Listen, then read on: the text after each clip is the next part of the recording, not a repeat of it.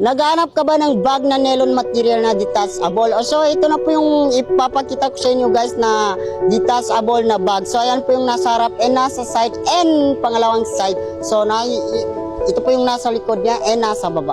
So bubuksan ko guys para makita niyo po para kung ilan ba yung zipper pocket siya. So maganda rin siya kasi marami tayong may lalagay dito. So yan po yung first time na zipper pocket niya.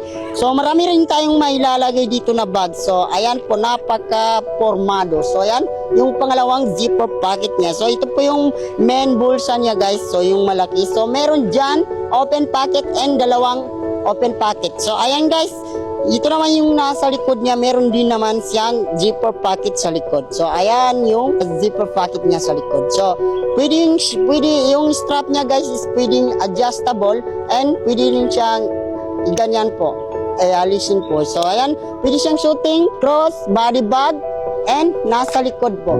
Kaya kung nagustuhan tong bag na to guys, kinda click the yellow basket natin.